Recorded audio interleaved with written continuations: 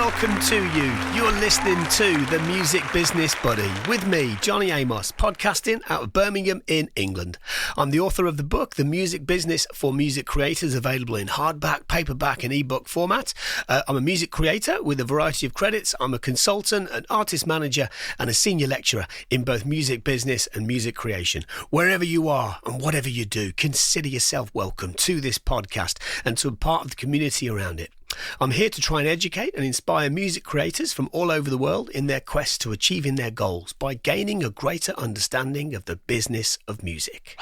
Okay, so in this week's episode, I am interviewing a good friend of mine, Greig Watts. I've been wanting to interview Greig for quite some time, and he's had a little bit of a bad back, right? And he's a lot better now, thankfully. So we finally got time to have a chat. Let me tell you a little bit about Greig before we play the interview, right? So Greig is the head of publishing at DWB Music, who are an independent music publisher based in the southeast of England.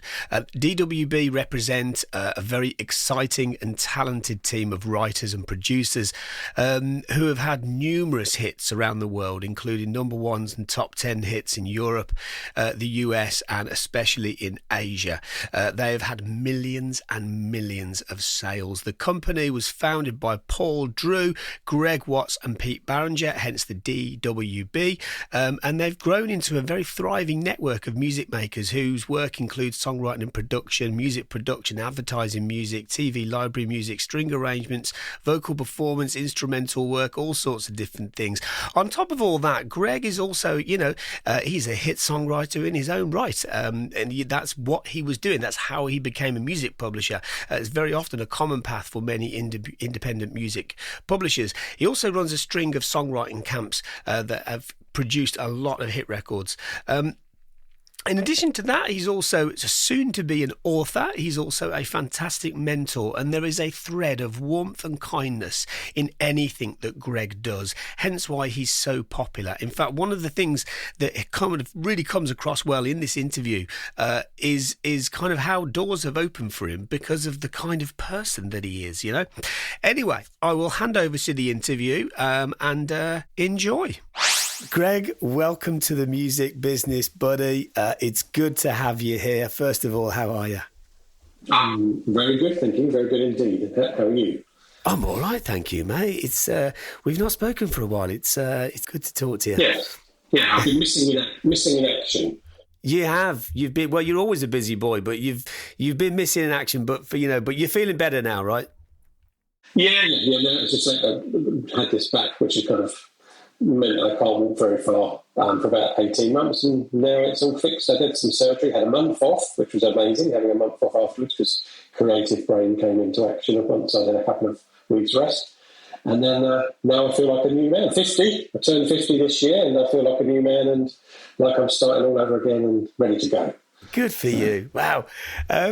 So let's go into DWB then, Greig. For anybody that's not familiar with DWB, how did it start? You are the W in DWB.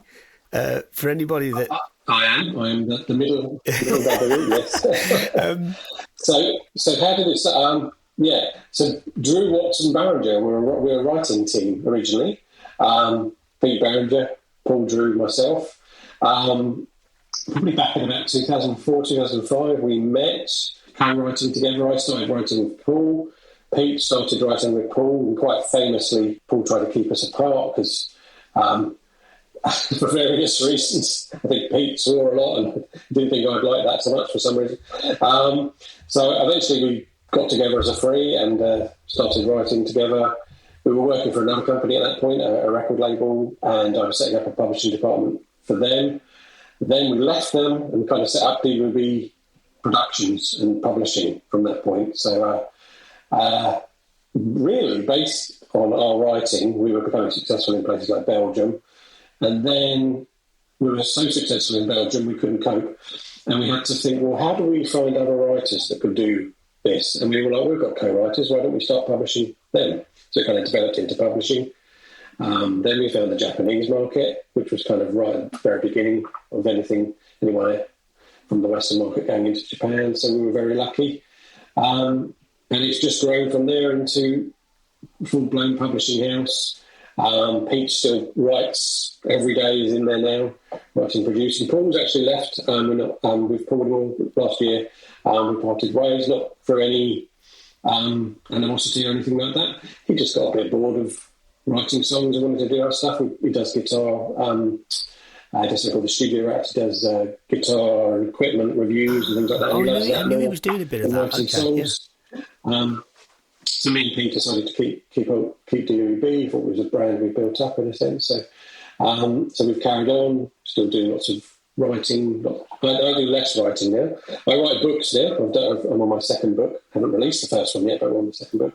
Lots of mentoring, lots of publishing, lots of running songwriting camps. So I guess my creativity is coming from that side. Pete's doing writing, and then we manage 20, 25 different writers around. Wow. So, Greig, I'd heard a little bit about your writing and stuff. So, you're on a second book? Yeah. So I wrote a first book. I probably started it in COVID, and then I came up with this. And then, like everyone else, probably started stuff and then got on with real life. And then it was over Christmas, not last year, the year before. I saw this advert saying write a book in 30 days. So I signed up for that. It was like $99 or something. And that got me to write a book. I did it in about 45 days. And then it was, how do you finish it? How do you edit it? And the editing is I've gone running a full-blown company and doing all sorts of things. Editing a book has taken me ages. And I had to keep going back to it. So I kind of thought over the summer, when I had my month off to have my back operation and come back, I'll finish editing the book. And what happened is I saw another advertisement for someone who would help me finish edit and put it up and release it and blah, blah, blah. So I engaged that person, and they've been going through a process, and we're now at the book cover. So hopefully we'll be releasing in the next couple of months. But in the meantime, I was able to be creative and write book 2, because creativity, whilst you're in pain or recovering, I actually found that really easy. So the first book's coming, that's called Keeping the Dream Alive. That's kind of a little bit of my life story mixed with music business advice. And the second one will be about Eurovision, and it'll be all the Eurovision stories we've got. Oh, wow. So probably 3/4 of the way through that. Oh, that's amazing. Good for you, man. You know, you're right. The editing process takes such a long time, doesn't it, when it's done? And it's not like it's important, but it's not like the fun, creative bit, is it? So, yeah, I found that the hardest bit, which is why it took me ages to keep going back to it. Actually, I wrote 12 chapters of book 2 in 2 weeks. Because that was really enjoyable. That was telling stories. That was you've written books before. When you write, I tend to find I just sort of dump the information. I go back and clean it out later. But you sort of deal with the information, and then you're writing a story, and then out pops another story that you've forgotten about. And it's very like songwriting, I find. If we keep the flow going, the flow comes behind the flow, sort of thing. So that story, and it's very interesting for memories. I actually got new memories, old memories came back because I wrote, which I found very exciting. And I guess during my 4 weeks of convalescence and recovery, what I was really doing was tuning back into Star Wars and old films that I loved and old music that I loved. And I think that really reconnected me with my creative side, and out it flew. Interesting. That makes a lot of sense. So it's almost like watching like old films and Star Wars. I mean, that's right at the top of my list, mate. All that stuff kind of reconnecting with that kind of takes you back, right, to somewhere where you were. Yeah, I think so. So I do this mentorship now I've done it for 2.5 to 3 years, and one of the things I do at the beginning is get people to connect with the reason they started writing songs, what inspired them in the first place. And I get them to build their own Spotify playlist of those songs. Because I've got lots of stories, well, pretty much all my stories are connected to a song. It's like, well, that was when I was, in my book it will mention my first 2 memories of my sister. One of them, she sat on my leg and she fell off and fractured her leg, which I felt really bad at. But the second one was she jumped off a chair and fractured her leg, dancing to one of my songs, records Robert De Niro's Waiting by Bananarama. So you've always got a link to a song for me. I've always got a story which is like a trigger moment to a song. So I think, watching old films takes you back to that moment of when you first felt it. And I think that there's a magical teenage discovery time, which I think if we reconnect with that all the time, there's definitely an exciting energy that comes. Because back then we didn't have any responsibilities. We just had flow. Things came to us and we accepted them and got on with them. And then as soon as you're starting work and responsibilities, it's hard to re-engage with that unless you put yourself in a specific place to go and do it. Yeah, that's a very, very good point. Yeah, okay. Greg, you mentioned about Japan there. You like DWB have established themselves in various territories over the years. So what was that starting point like with the East Asian markets? Because you were early in on that, right? There's a lot of independent music publishers that have kind of tried to get into those markets for more recent times, but you got in early. What did that look like? It was a happy accident, I would say. We had we were having hits in Belgium, and then did some work for a group called D-Side, which are an Irish boy band. And they had one big hit in the UK called Invisible, which was written by Desmond Child. And then we were on like album 2 or 3, and everyone had forgotten them, apart from Japan. So they could go to Japan and they could be chased down the road and chased off airplanes, and they'd come home to Ireland and no one really knew who they were, which was great because they had girlfriends by that point and things. So we got some songs on the D-Side album, I think it was 6. And I remember going to Cannes. I've been to Mid-End 2 or 3 years on the trot, and I met a Japanese partner who said, you have some royalties to collect. Do you want me to collect the royalties? And then she said, do you have any other songs? And we were like, well, yeah, we write.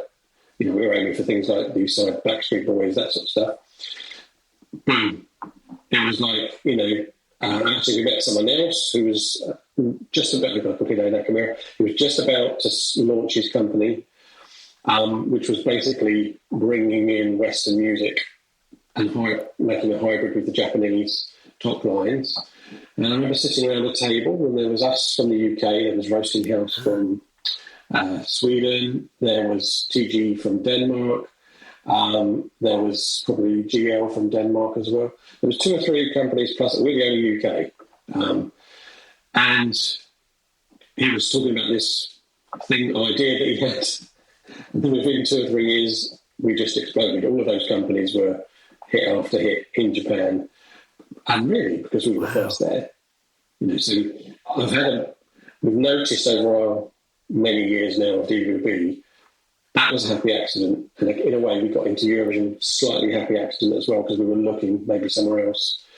But a lot of the places we kind of go and think, well, no one else is here. Why don't we really try and take this territory really well? Because there isn't any opposition. If you look at Korea now, you've got the top American writers in Korea. We're still doing Korea, we still have some success, but we haven't got it all to ourselves. Back then, we had it all to ourselves, linked up with 2 or 3 Swedish and Danish companies as well, and a Finnish company. So, whereas now, the competition's on, so it's much harder. So wow.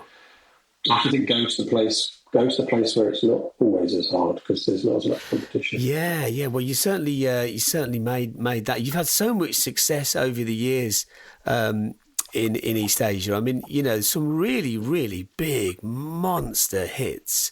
And it all came through as a result of something else like that. It's fascinating. I mean, kind of an accident.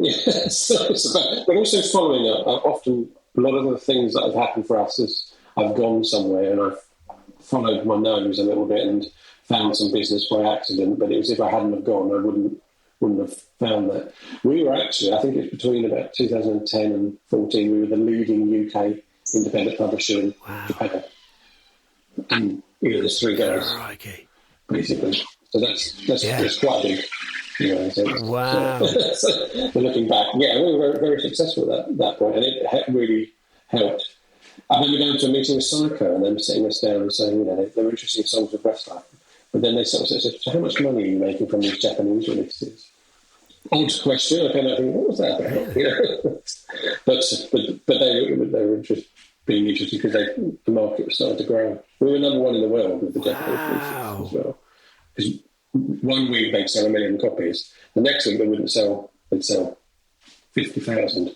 But that 1 week we'd be above Adele or Lady Gaga, and then something. Right. And of course that's physical sales we're talking about, isn't it? Physical sales. Wow. Yeah. Good old days. There still is some physical sales, but it's not to that extreme. Yeah. So. Goodness me. Sub-publishing, Greg, you mentioned there. I mean, sub-publishing is a pretty crucial part of this process. It would be, I guess, much harder, if not impossible, without the right sub-publishing partnerships in different parts of the world. Would that be fair to say? 100%. I think we wouldn't be anywhere near successful without partners in particular countries. Because the very first deal we did in Japan, it was for a Korean act released in Japan. There was a group called Tohoshinki then, which became TVXQ. And the person who was negotiating the contract basically came and said, don't negotiate the contract because you're being given an honourable offer for this Japanese act. She said, you negotiate a little bit, but because in the West, you're kind of given a low offer and you negotiate up. But in Japan, it's honourable, and if you negotiate too hard, you kind of offend the honour. So, and I think the more I've realised one of the reasons we are successful there, and I've been told it a lot by the Japanese as well, is because we're very honourable and we're very loyal, and we pay when we owe someone something, and that for me, that seems like a sensible business model. But, if someone sends you an invoice, you pay it. But in Japan, that kind of really fits. And there is a protocol, sometimes it feels a bit old-fashioned when they might, in Korea, people are talking direct to the labels as writers, but in Japan, they'll want the writer to come back through the publisher to go to the sub-publisher in that sense. So it's got a hierarchy and levels and things. Once you learn that, but again, that's their culture, right? It's honourable, it's loyal, right? You come through this person to be able to work with us over here. Let's keep that going. And if we break that level of solicitation, then it doesn't quite work, which is quite alien to a lot of people in the Western world. Yeah, and I think we like that. I like that way of working, and it feels trust. You build trust that way, and we built a great business that way, in a sense. Doesn't seem odd to me to do it that way, but I've certainly worked with a lot of people who have done it the opposite way. And eventually you end up not working with them because you don't build the trust. But, it's worked for us. So let's think about Eurovision, Greg. Whenever I hear the word Eurovision, I know it means a lot of things to a lot of people, but honestly, I just immediately think of you, right? I just think straight away. I think Greg. Talk us through, DWB's role in the competition. You've been very active in the competition for many years. How did that come about? How did you get involved? The very, very first bit was we were in Belgium, being successful in Belgium, and we luckily got 2 songs in their national final because we were just writing songs for so many artists. And then we went to the final and we were like, oh, this feels like a big thing. Why is it not big here? I remember coming back and doing an article for a magazine or a Eurovision blog. And it came out saying, Greig Watts thinks it's all Wogan's fault or something like this.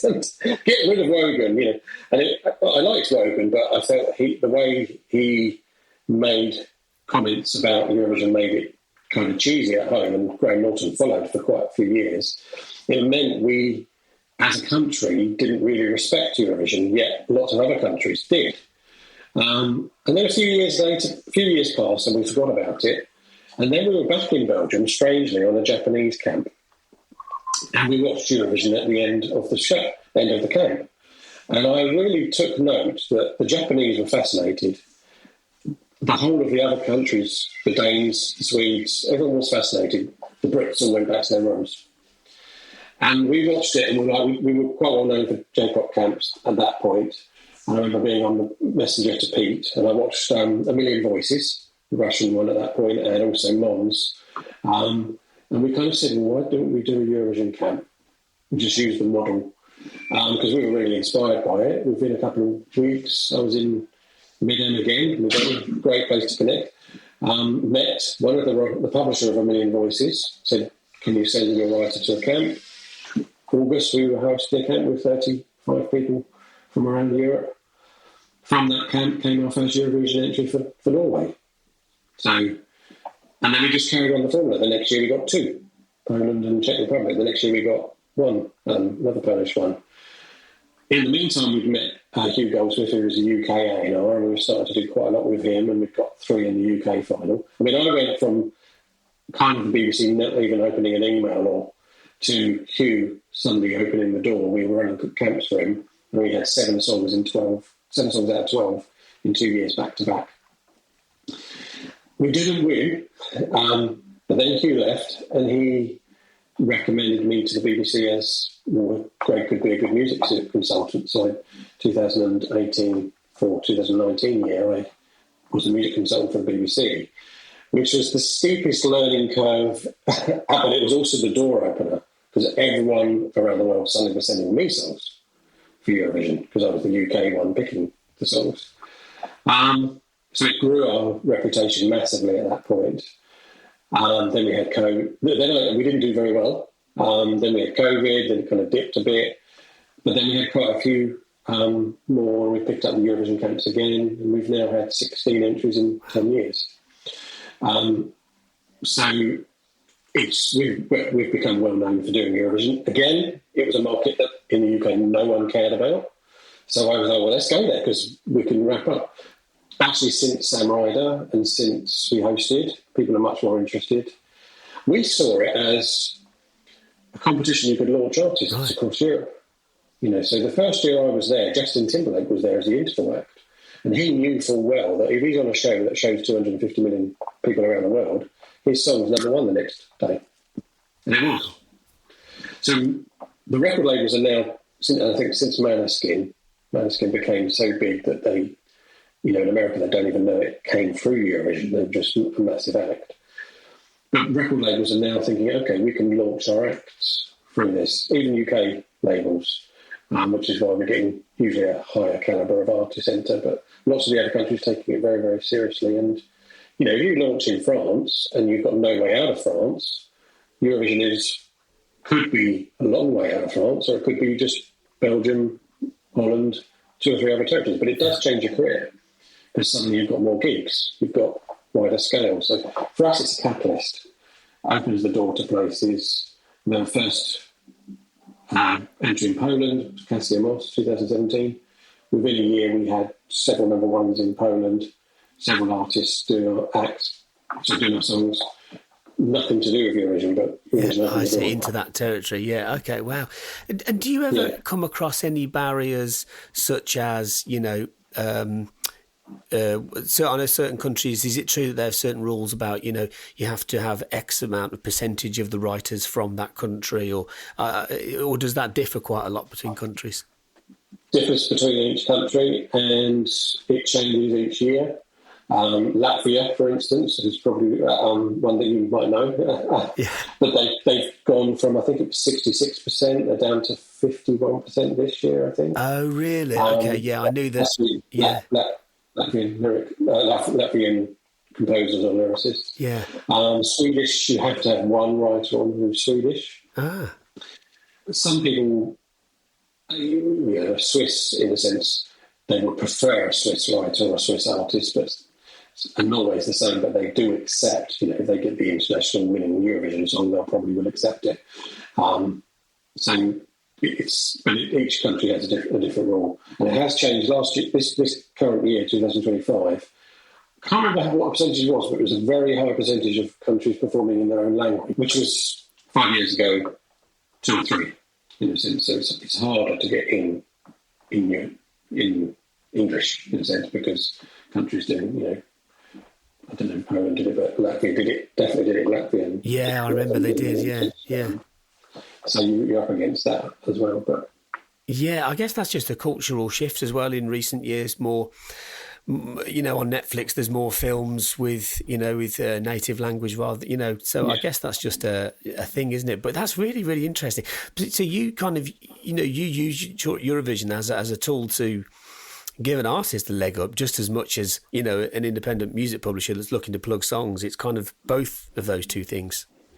Yeah, because we find artists who want to do Eurovision, and then we've found an artist in Luxembourg, for instance, called Greig, who's a phenomenal artist, and we signed her to make her an album, signed her to publishing, signed a record, so we were releasing her singles. She didn't make it to Eurovision, she came second. She will do one year. We'll get her in one year because she's wow. But it has to be sort of right time, right song. Yeah. But we're making her album, releasing her album, and then so you find people through this avenue as well. It doesn't have to be all about just Eurovision. I think as well, one of the most successful songs from Eurovision in the last few years, I think the most successful one is Arcade by Duncan Lawrence, which did win. But the next most successful was a song called Snap.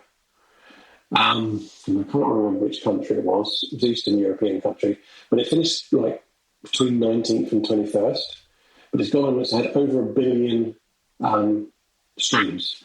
Because it's a song that goes 1, 2, da, da, da. Basically very simple. You've got TikTok and it's gone absolutely ballistic. So you don't actually have to win Eurovision to become successful. Interesting. Song we published, Solo by Blanka, which was Poland 2023, has over 100 million streams.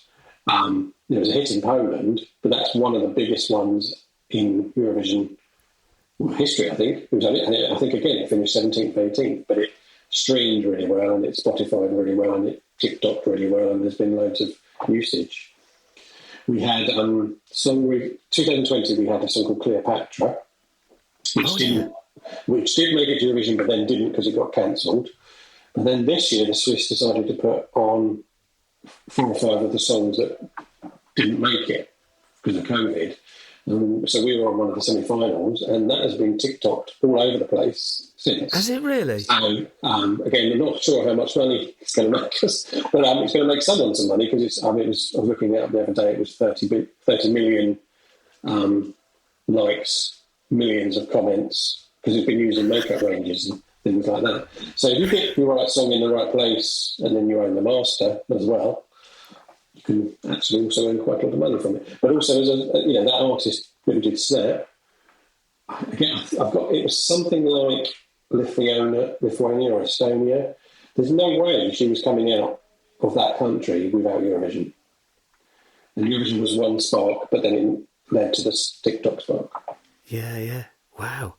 Interesting. God, just goes to show, doesn't it? You never know with song copyrights. It might be, you face this crushing disappointment, 5 years ago, and all of a sudden, 5 years on, right, no, that song's got a new lease of life now. I think that's one of the things that, as a music publisher, you probably see that a lot more than, say, on the recorded side of music for a record company, I mean, we can say that we published one of your songs, didn't we find it 10 years? We got 10 years.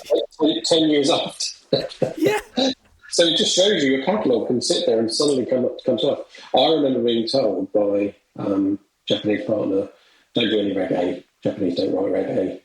And then 2 years later, one of our reggae songs was featured on an act called Arashi, and it sold 1.5 million copies. Because there's one act in Japan, so Arashi had one singer who does, and every album they do, so they have lots of singers, but every album they do, 2 of the singers do a solo, and he happens to like reggae.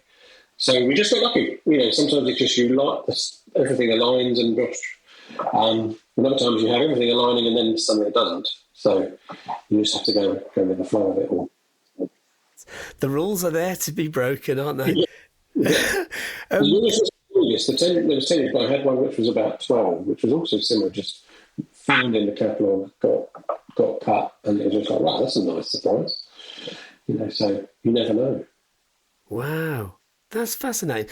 And yeah, because I've noticed one of your sub-publishers that has like what's it they call the Reignite project, right? Taking songs that almost kind of maybe got somewhere or that have potential, and let's look at reigniting them a few years later, which is a really interesting concept. Has that proved to be fruitful for them? Yeah, because I think what you do as a publisher is you pitch the latest songs. Because you can only, I mean, I've been doing this 20 odd years now, so I can only, my brain does not have capacity to remember thousands and thousands of songs. I'm not bad, but, you don't remember the ones further back. So by having this reignite idea, we sort of get the writers to also remember their songs. So when there's a new lead, of course we're pitching new songs at it, but it might be there's one or two which actually really fit from a certain era. I had something recently and they were looking for sort of like 2008 songs, and it was like, well, I could just look back at our catalogue and just go, there's 2008, there's an era we were doing that type of song, and just pitched a few of those. Of course, some people did some new versions of it, but there was definitely, music does go in cycles. Yeah. Remember pitching a Lady Gaga being very big, probably about that time, maybe 2010, and then going off a bit, and then something 2017, 2018, she's back again, and you can pitch some of those songs from 2010 because of that. So she's still got the same sort of feel, of a song the modern touch. Interesting. Wow. So let's talk about songwriters, right? You are a songwriter. That's how you became a music publisher and everything else that you do. What attributes do you look for in writers? Now, I look for people that are, obviously good at songwriting, that helps. But mainly it's looking at people who are honest, hungry, and driven. Because if I can teach you other bits, and you go off and do bits yourself, and then because I like, and also team players. Very, we always talk about football. I'm very into. I also coach football teams. Very much, and Maria, one of our NRs, is also, she actually hosts the Swedish Premier side.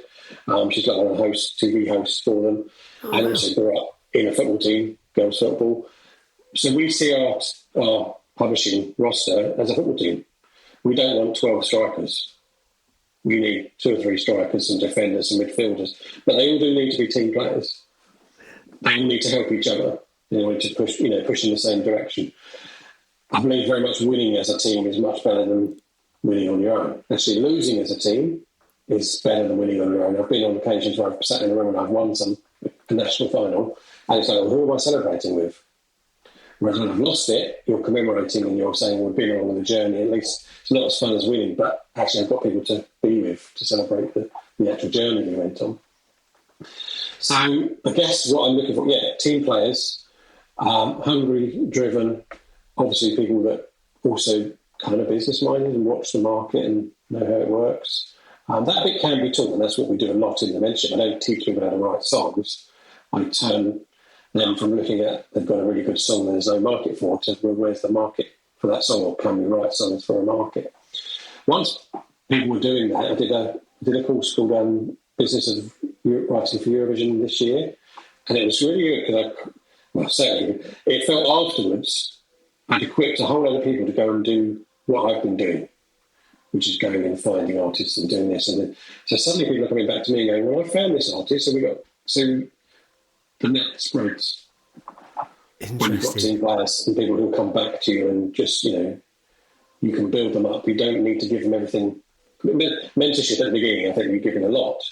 But as it goes, really, they shouldn't only come back to you for small bits of advice once you've let them go on their own. But they're still loyal because you've given them everything in the start. So I think there's a lot of people, that builds up. By the way, I love the football analogy. By the way, Greg, that's thoroughly approve of the team analogy. That's brilliant.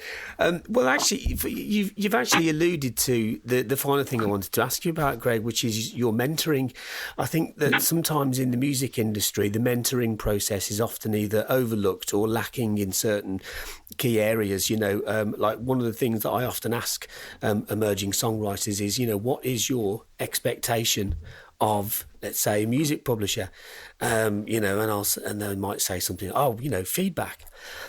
And then I'll say, well, you're not always going to get feedback on your songs. It doesn't really always work like that. Yes, it would be really, really useful. But like what I think what songwriters really benefit from, and I'm preaching to the converted when I say this to you, Greg, because you're the master at it, right? Which is actually mentoring people on how to inform their approaches to creativity, and kind of going, right, let me learn more about that marketplace over there that needs songs. Instead of writing songs for people that don't need songs, that can write their own, let me learn a little bit more about this emerging market over here, or this territory over here, or this country, or this type of artist, or how to write for a group, or any of those kind of things.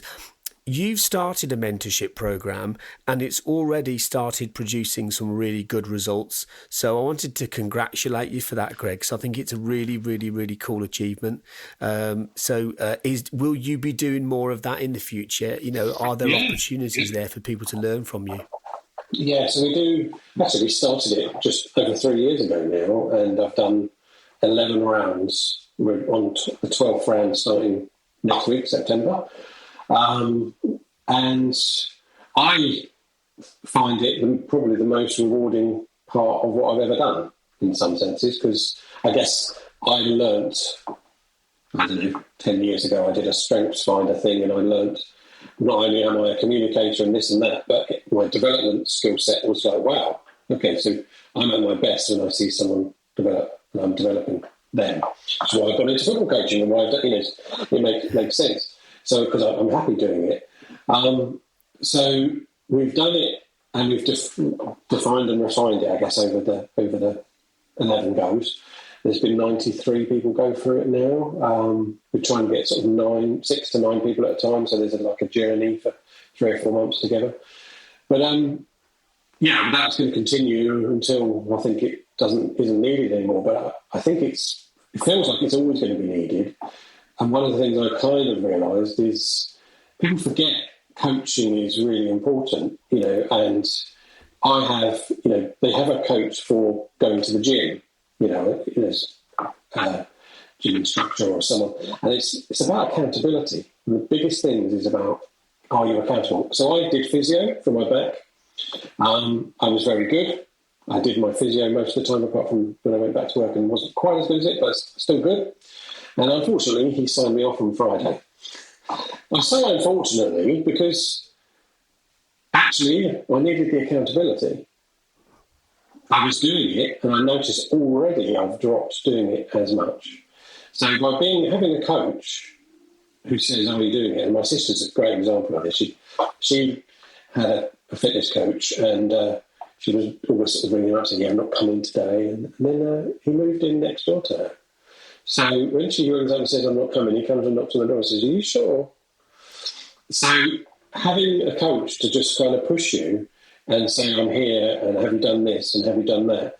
But also have a mentorship group where you're accountable to the group and they're accountable to you.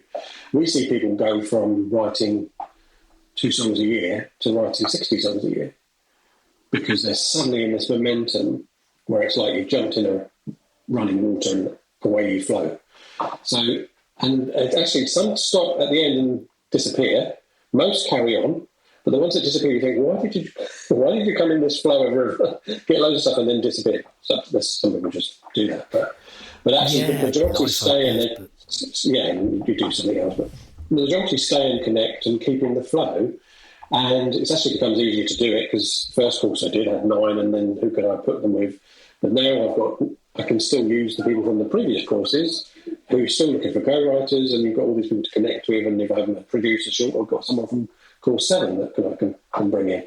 So there's a never-ending cycle of people wanting to co-write and learn, and I think as a coach, people forget that the coaching part is important.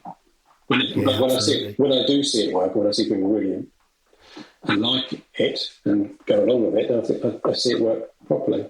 We do this networking thing on Thursdays as well. Once every month now I do it. And that's gone from when we started to we get about 20 people to we average about 55 now. And there's always about 10 to 15 new ones because people are recommending their friends. And what I did at the beginning of the mentorship was I noticed that nearly every songwriter I interviewed said they felt isolated.